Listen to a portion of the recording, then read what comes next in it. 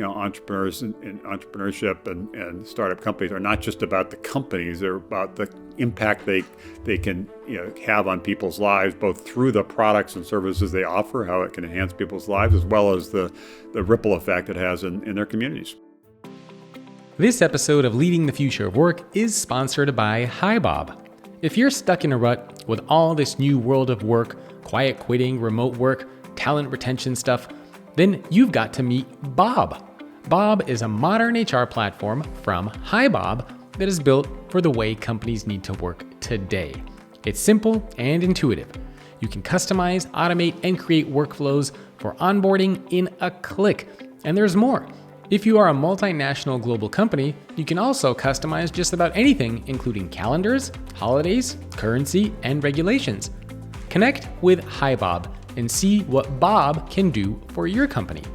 They also created a free guide to bridge the global gap and adapt to the modern world, which covers using the right technology, inclusivity, and using modern HR tools. You can get access to this free guide at hibob.com/FOW. Again, that's www.hibob.com/FOW.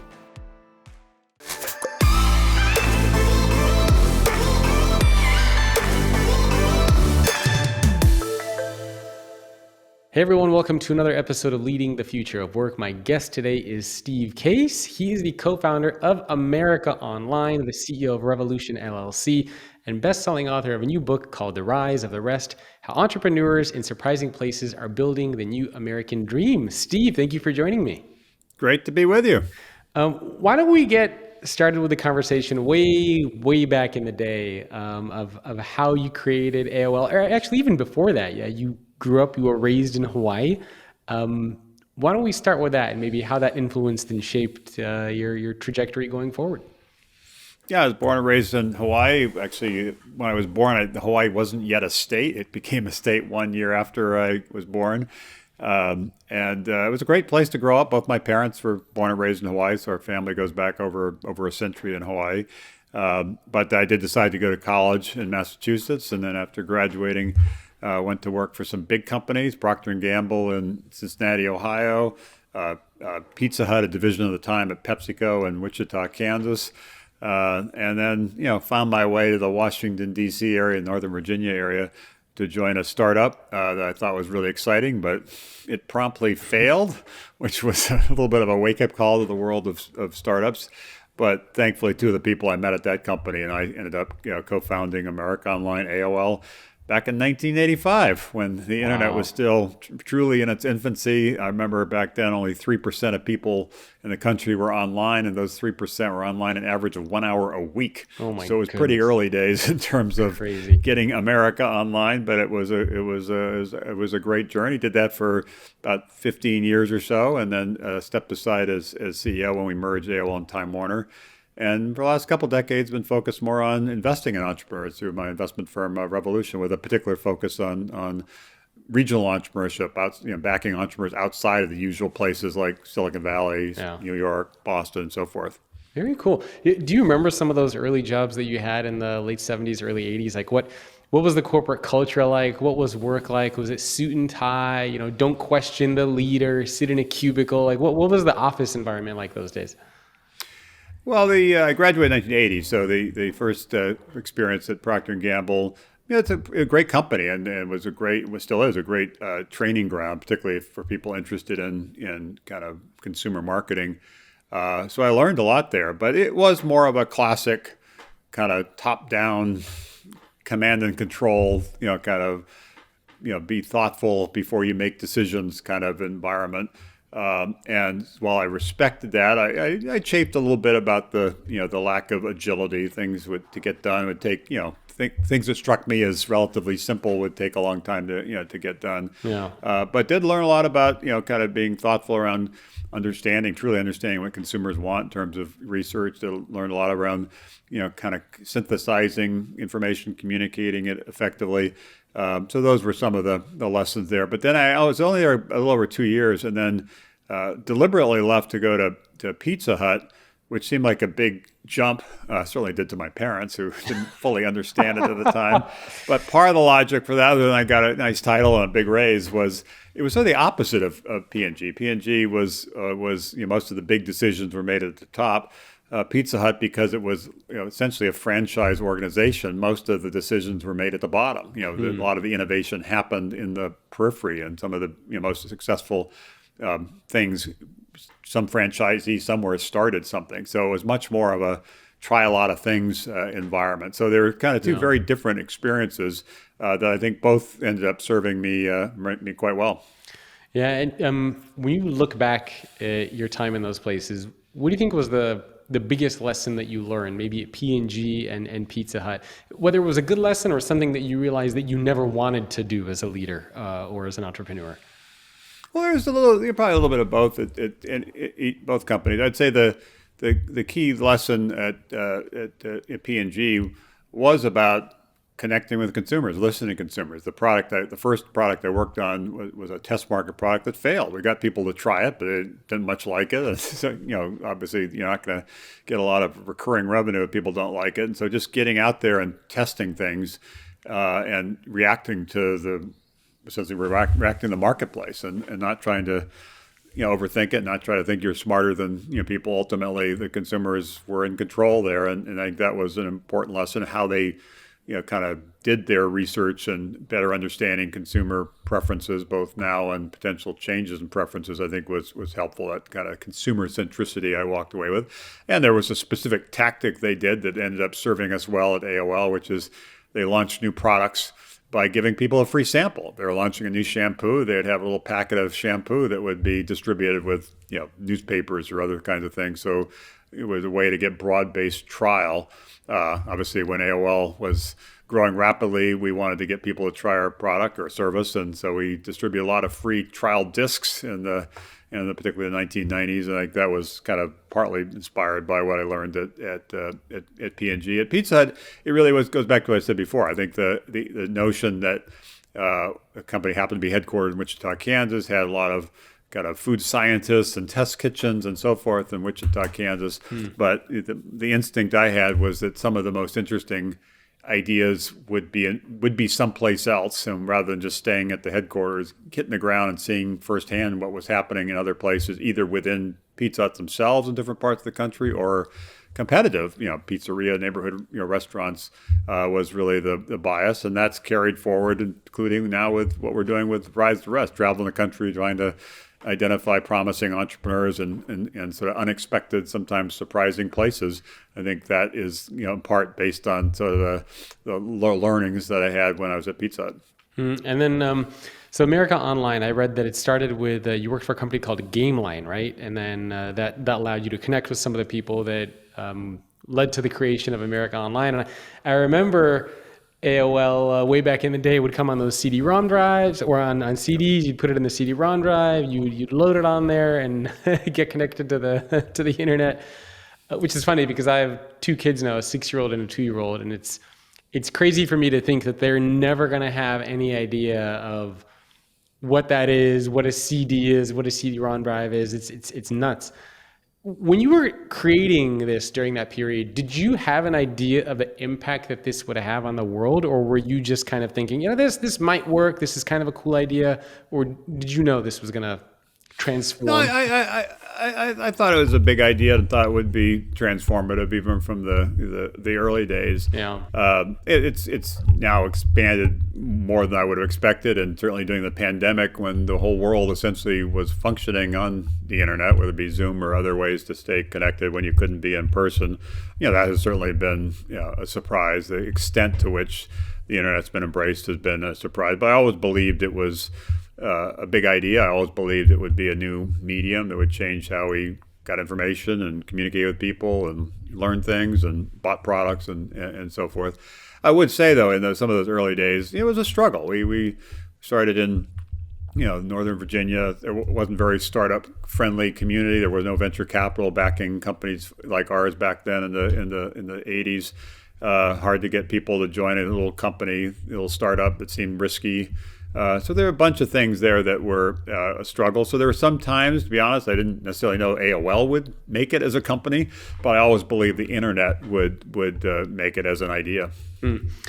Before we talk a little bit about your book and some of the themes around leadership and work and entrepreneurship, can you share a little bit about what does a typical day look like for you?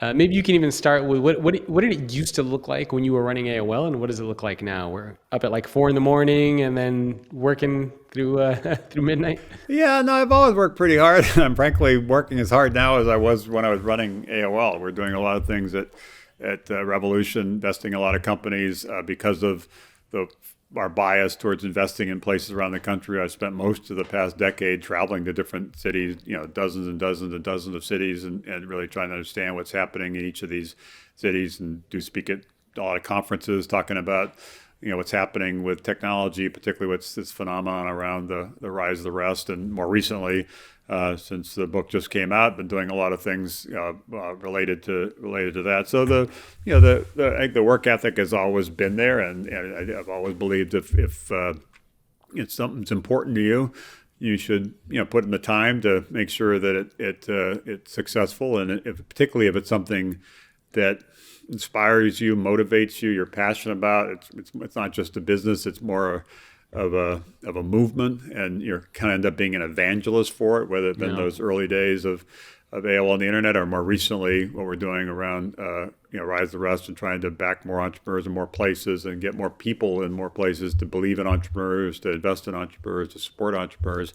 It really is a mission. I think that gives you the ability to work pretty hard. So always get up reasonably early and hit the ground running, and pretty active through the day, and then try to kind of quiet down a little bit in the evening. Depends on what's going on. Now we're empty nesters, so my wife and I have a little less craziness than we had when we were raising 5 kids, but it was fun craziness. Yeah. Oh, wow. Yeah. So it's important. So you still make time for family time, stuff like date nights, things like that?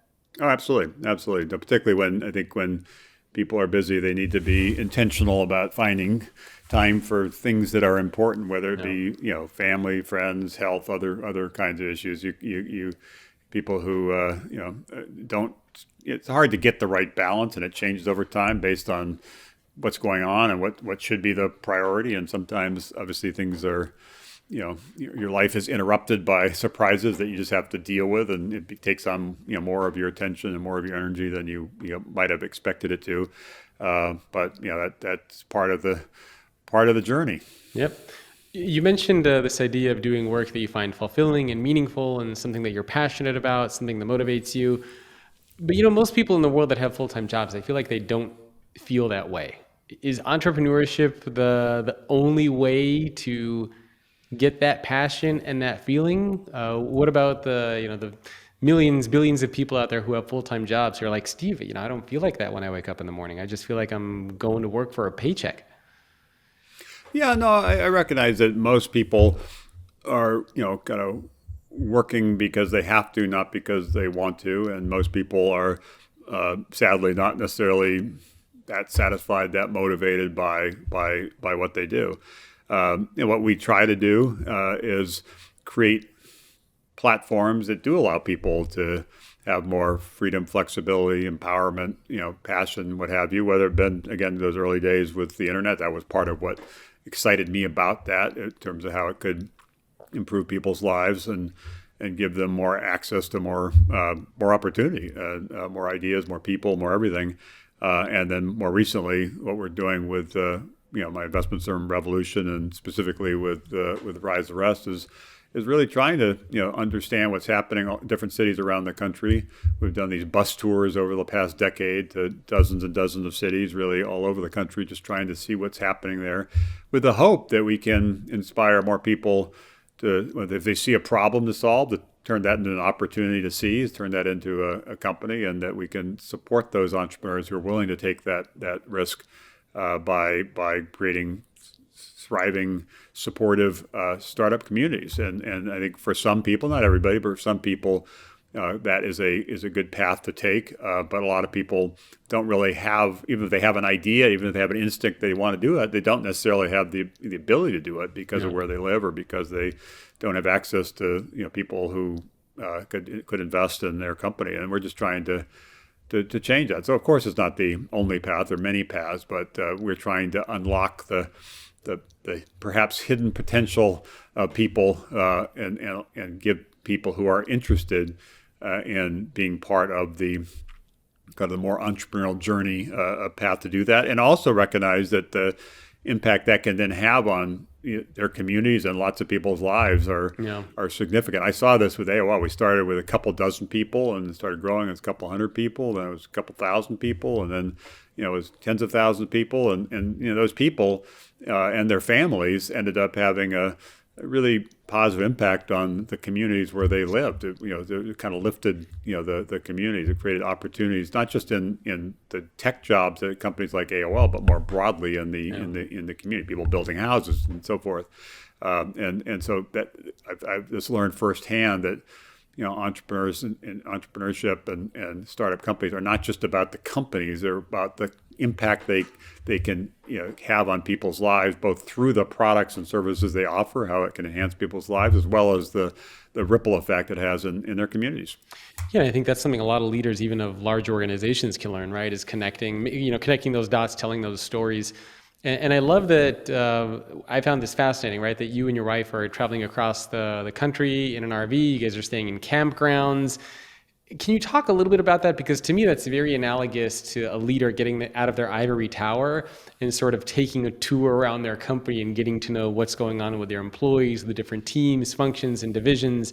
So you're obviously doing that for entrepreneurship, traveling across the country.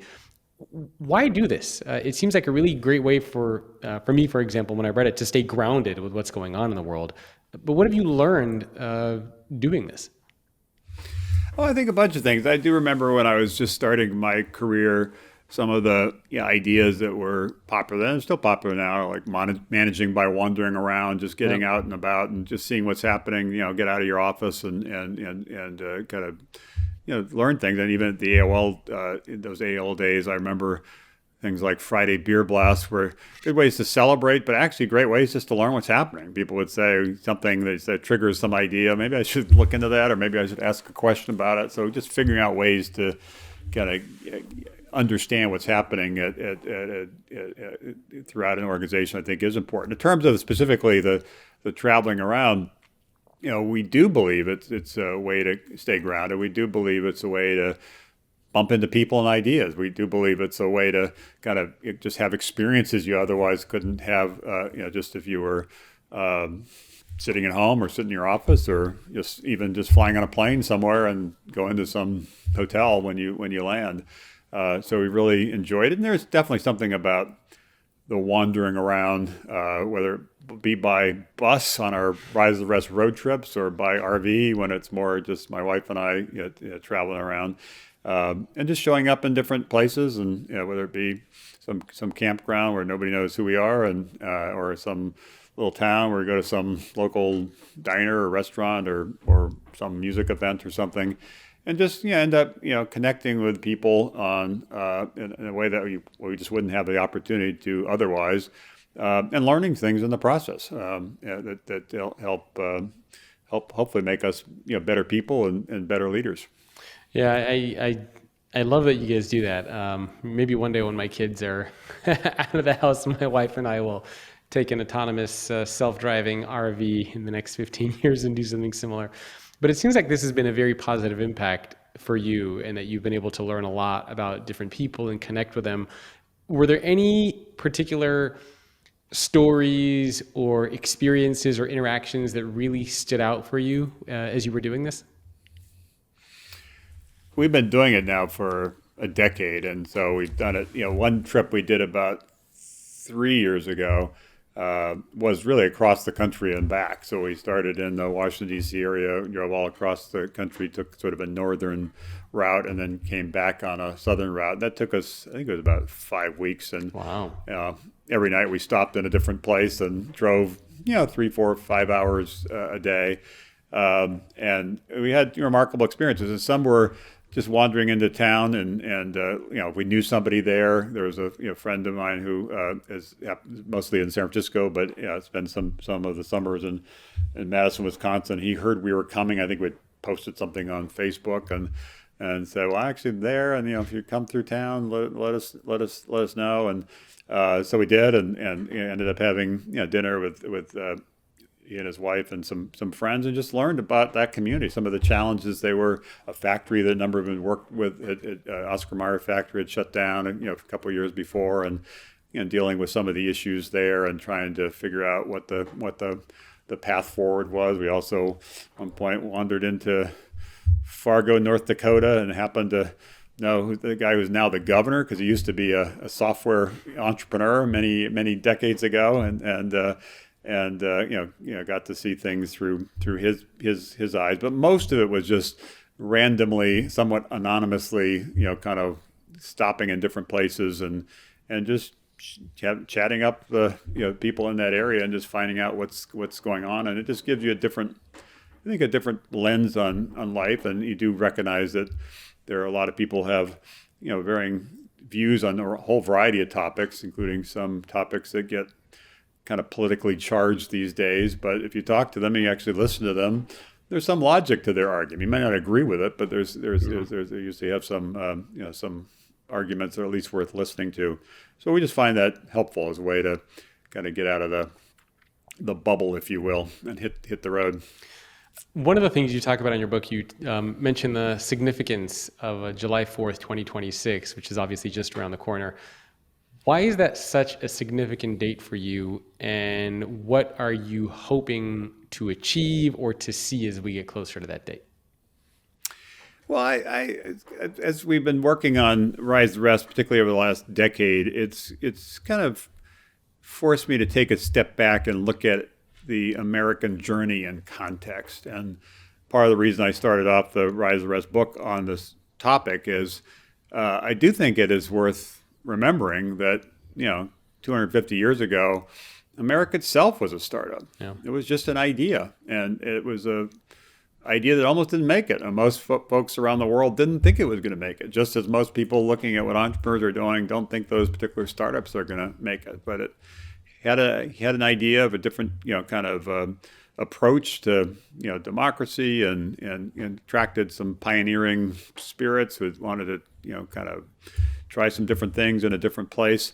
And somehow over the last nearly 250 years, it went from being this fledgling startup to the leader of the free world with the leading economy in the world. And I think it's also worth remembering that didn't happen by accident. That was the work of these pioneering, risk-taking entrepreneurs who helped kind of lead the charge, and 200 years ago with the agricultural revolution, then 100 years ago with the industrial revolution, and more recently with the technology revolution, the digital revolution.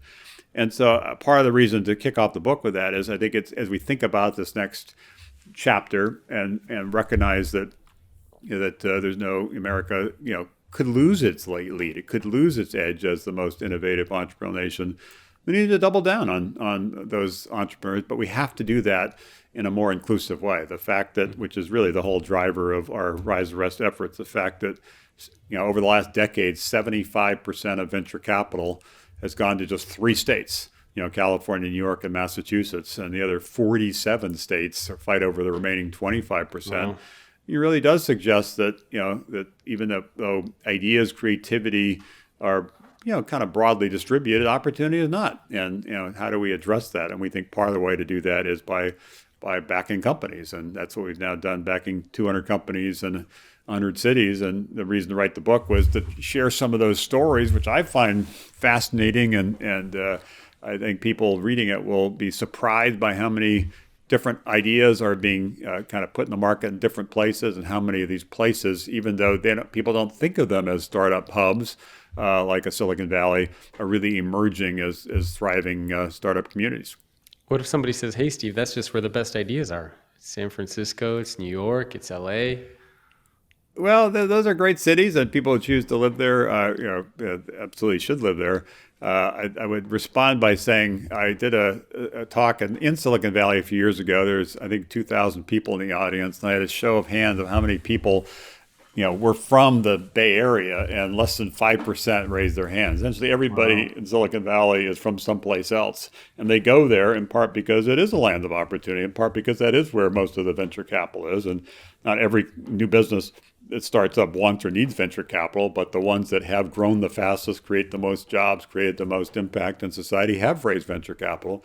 And so to me, kind of leveling the playing field. So entrepreneurs anywhere can start a company anywhere and get the capital they need anywhere and get the team they need anywhere and get the attention they need anywhere, I think is the right thing to do. And also, I think the best way to make sure America does continue to lead, that we really are, kind of getting more shots on goal with more people bringing different perspectives, seeing different problems, identifying different opportunities. A quick shout out to our sponsor for this episode, HiBob. HiBob is on a mission to transform the way organization people operate in the new world of work. From creating great employee experiences to bridging the gap with multinational companies, look to HiBob to help create the future of work in your company. Check out a free guide that they just released, which covers using the right technology, inclusivity, and modern HR tools. You can get access to this guide at hibob.com/FOW. Again, that's www.hibob.com/FOW. You spend a lot of time also thinking about the future and where things are going, both with technology, both with America, with entrepreneurship, with a lot of different things.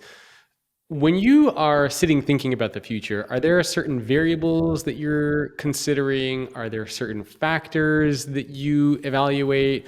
Or is it just more of an exercise around kind of dreaming of what the future might be? Or is there some kind of a process that you use for it? I think there's some process, and I wouldn't call it dreaming. I would say it's a mix of things where I, like a lot of people, certainly entrepreneurial people, read a lot, listen a lot, kind of observe a lot, and in some ways, predicting the future is really about pattern recognition, sort of kind of looking at what's some of the underlying themes that are building, looking at some of the underlying trends that are building, look at some of the underlying technologies that are emerging, even looking at some of the demographic changes that are building, and kind of putting that all together, and based on that having a theory of the case of what might happen in the future, and then figure out ways to usher in that future. Mm-hmm. And the early days, as I said before, with the internet, I had a view that was going to happen, but it was a challenge, as I said, to get it to happen. You had to identify a bunch of things that needed attention. More recently, with Rise of Rest, similarly, there's a number of factors that need to be put in place to really create a more inclusive innovation economy, give more entrepreneurs wherever they are more of an opportunity to start and scale their companies. And once you have that view, and once you believe it's possible, and indeed maybe even believe it's inevitable, then you just have to put your mind to how do you make that happen. And that mostly comes down to a team. One thing I've certainly learned over the years is entrepreneurship is a team sport, and so getting the right people focused on the right priorities is really the kind of the main event. But a lot of it also is around storytelling, evangelizing, getting other people to believe in that idea and join you and pursuing that path forward, really building a movement around it. And so that part of it is also quite important. Have you ever struggled with imposter syndrome? Maybe more relevant during the times when you were at America Online, but did you ever feel like you didn't belong, you weren't the leader that people needed? Did you ever have any of those types of self-doubt things? Sure. No, it's inevitable. Growing up as a kid, sometimes I wasn't sure what I was going to do, wasn't necessarily as confident as I would have liked to have been when I was a early founder, trying to get people to believe in me and my idea. Most people said no. The vast majority of people said no. And at some point you say, well, maybe they're right. Maybe either this isn't the right idea or I'm not the right person to lead it. But I've just learned you have to keep kind of persevering. And certainly as the company got larger, you start kind of questioning whether you have what it takes to take it to the next level. So I think there's always that dynamic. Certainly I have. I think most people I've worked with have, where you just have to kind of just have the really, I think, the passion and persistence to keep fighting through, even when the times can be a little more challenging, even when you might have some questions about your own ability to succeed. Yeah, it's something a lot of people struggle, right? Not just entrepreneurs, but even people who have full-time jobs, a lot of people in leadership positions. I'm working on a new book now on leadership and vulnerability, and I've talked to 100 CEOs so far, and I ask them that question too. And most of them say, yeah, they did struggle with imposter syndrome at some point. But for you, how did you get through it? Like, how did you know to keep going, right? Because you could keep going with a failed idea and end up getting nowhere. Like, you don't know, obviously, in advance if you keep going, it's going to succeed. So when you had these doubts in your mind, what were you telling yourself? How were you talking to yourself? What did you do to push yourself to keep going? Well, I'd say it's a couple things. The main thing was really checking in periodically around, is it the right idea, to your point? And I concluded that it goes back to the early days of AOL and the internet, or more recently what we're doing with Rise of Rest. It was the right idea. I really did believe, even though it was a struggle for the first decade of AOL, and even though there were a lot of skeptics who never believed it would ever amount to much, I concluded that the fundamental idea of the internet was a sound idea, indeed a revolutionary idea, and it would happen. Number one. Number two, I concluded, which was a little more difficult because we had some pretty challenging competitors at the time, that what we were doing was differentiated and are focused on really trying to make the internet easy to use and useful and fun and affordable was actually a good strategy to pursue. And also constantly was reassessing the team. And, do we have the right team on the field for not just the challenge we just faced, but for the next challenge we've got. And similarly, in the last decade, as we focused on backing entrepreneurs all around the country, it's similar, kind of reassessing, is this the right idea? Is it important to back entrepreneurs everywhere? Are they likely to be as successful as entrepreneurs in places like Silicon Valley? And I concluded the answer was yes, and then constantly reassessing what is the right strategy. Initially, it was focused on policy, working with the Obama White House and others on policy, including something called, ended up passing Congress, called the Jobs Act, and then partly on philanthropy, backing initiatives around supporting startup communities, and then it shifted to bus tours to hit the ground and see firsthand what's happening around the country. And then we added, more recently, about 4 or 5 years ago, venture capital investment funds to back these entrepreneurs. So we evolved the strategy to pursue that broader, goal, and then also kept reassessing what are the right people on the team to take on the next challenge. So I think that allowed me to kind of keep going. Part of it was just the belief it was a battle worth fighting, it was a mountain worth climbing, and even when the light at the end of the tunnel seemed dim and flickering, we just kept at it. When you say you had to deal with skeptics early on, can you give us a sense of like what types of skeptics? I mean, is this just people that were saying, we don't think it's going to work? Or were there people out there actually saying this is going to be a failure? Steve doesn't know what he's doing. He's an idiot. He shouldn't be. Like, how skeptical were people? Were they coming after you, just telling you that you were nuts?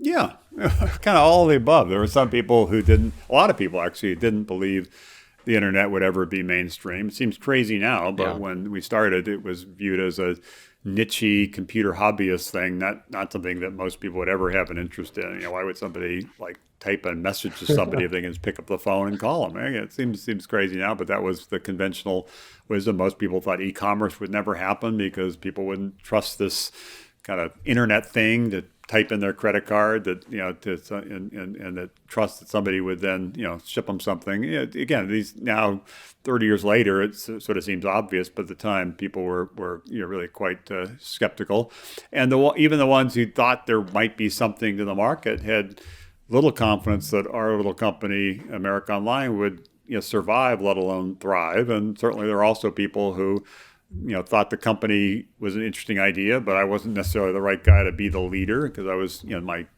late 20s at the time, and didn't have a lot of experience. So there were skeptics around what we were doing, skeptics around how we were doing it, skeptics around kind of me and others on the team.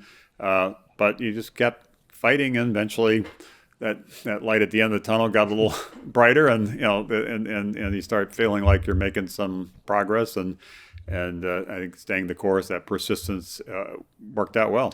I wonder if it's harder to deal with skeptics now, because back then you didn't have social media, you didn't have all these tools and platforms, and you wouldn't log on and see like a stream of articles written about you. Whereas today, if that was going on, people would be posting on Twitter and writing blogs, and you would just see a stream of just negativity, and it would probably be much harder for you to deal with, right? I mean, back in those days, were you a little bit more insulated because you didn't have all that stuff around you, so it was easier to tune it out?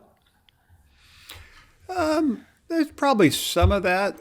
It also, the flip side though, was harder to get our message out. So in some ways, we had to rely on more conventional channels. Now it's actually easier to get ideas launched into the world and build traction around those ideas. As you say, comes with that more scrutiny, more attention, more kind of skepticism, whatever it might be. So I think it's sort of a mixed bag. But once AOL got a little traction, and certainly when we went public, AOL went public in 1992. It was the first internet company to go public. Then we were pretty much in the, I was in my early 30s at the time. We were pretty visible, and people were a lot of articles, a lot of people opining on whether the stock was going to go up or down and so forth. So I think it maybe have been a few years of kind of toiling in a little quieter, again, trying to pursue our mission without having the benefit of attention or some of the downsides of attention. But most of the journey was in the public eye.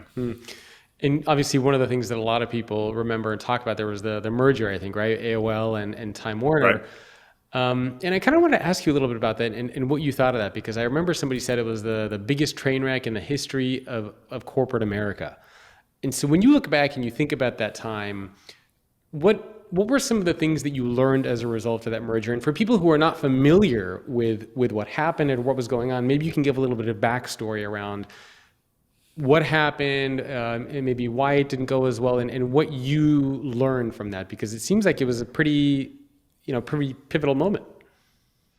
Yeah, I'd say the core of it is strategically it made sense, but the execution of it was flawed. And I always reminded when I think about the merger of the Thomas Edison quote over a century ago, which was "Vision without execution is hallucination." That the idea of, at the time, AOL was the largest internet company at the time. Time Warner was the largest media communications cable broadband company.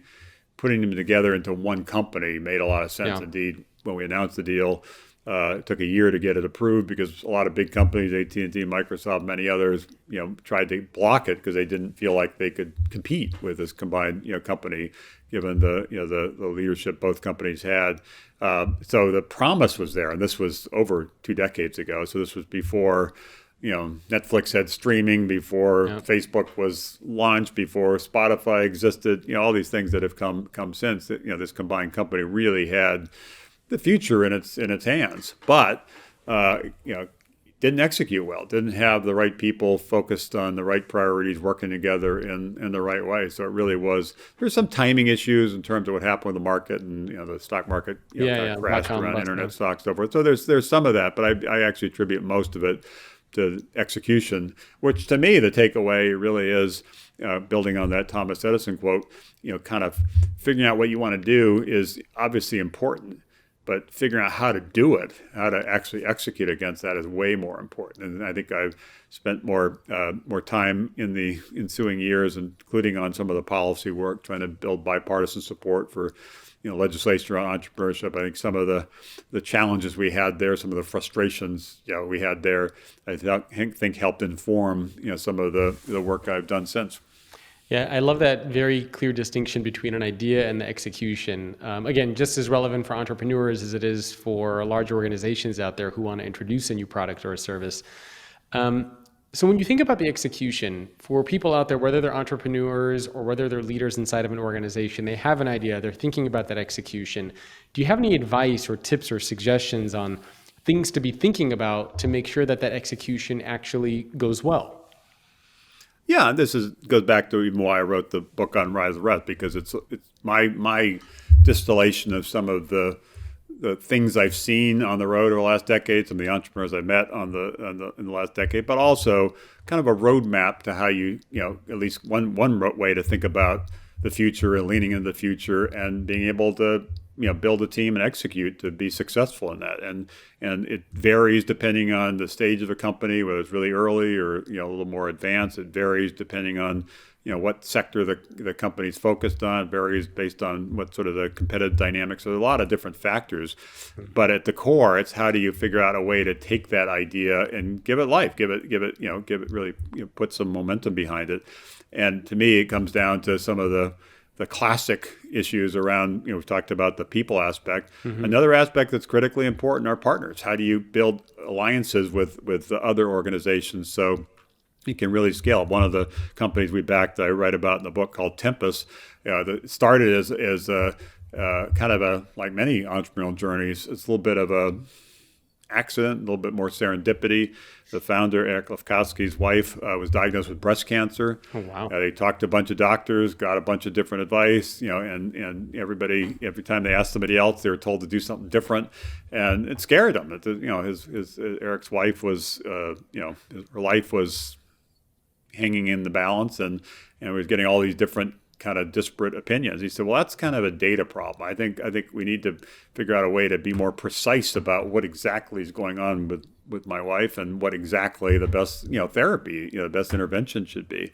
So he started this company, Tempest, specifically to solve that, so that the other people who were diagnosed with cancer would have a crisper diagnosis and a much more precise, kind of therapy. That company has now gone on to, hire over 1,000 people and raise about $1 billion, and I think is on the cusp of being one of the great breakout companies. That's because he had this instinct, he had this experience, and he turned it into a company. Another example is in Indianapolis. A mom, actually, in suburban Indianapolis was concerned, this is now 5-6 years ago, about clean water. Flint, Michigan was having this well-publicized water crisis, and she was worried her kids might be drinking unsafe water. And she called the water company and said, I want to get my water tested. And they said, well, we don't really do that for people. I thought that was kind of crazy. And she called some other company, and they said, well, we'll do that for you, but it costs you $3,000 to get it tested. So that's crazy. So she started this company called 120 Water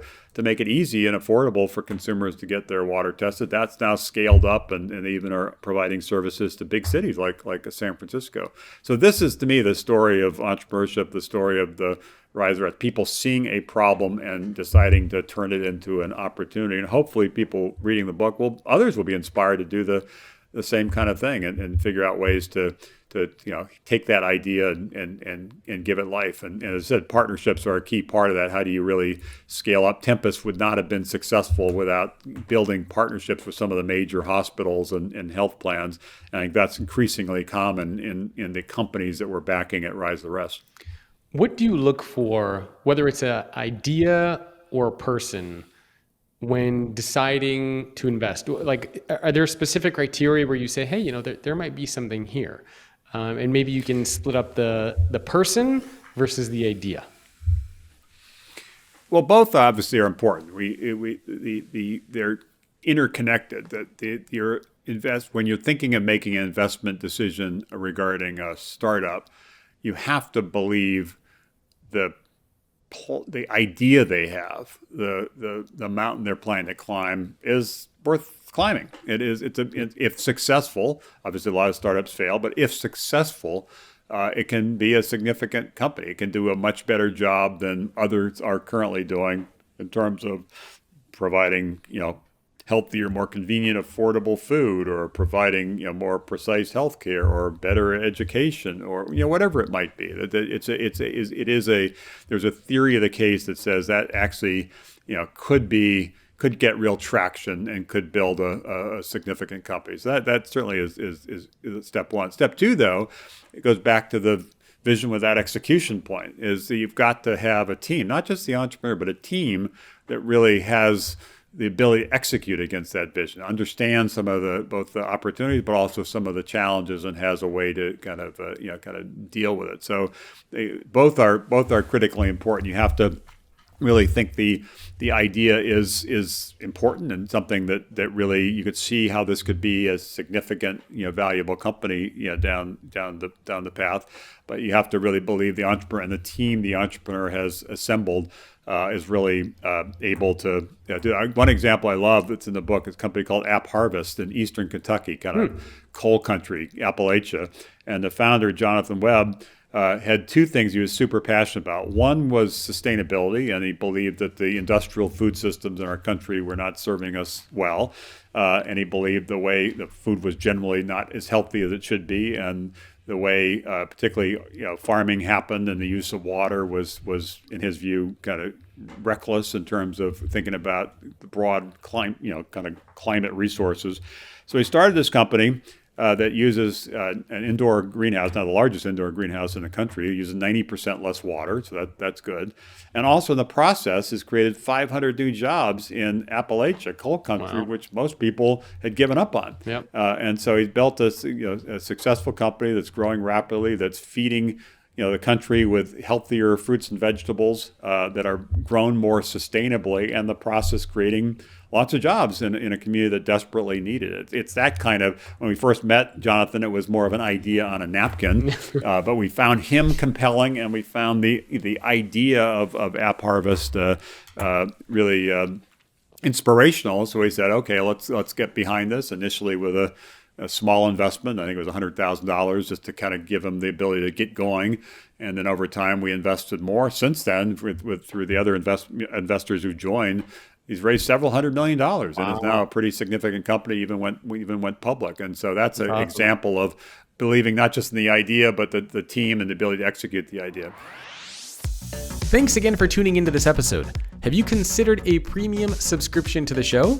If you do subscribe, you're going to get access to a bonus episode right now where Steve talks about how to create products and services in a rapidly changing world, what leaders can do to encourage entrepreneurial thinking, and how to overcome naysayers who may not believe in you or your ideas. You'll get access to a new episode every week, including all the bonus episodes that have already been released. You're going to get ad-free listening, and you will get early access to new episodes.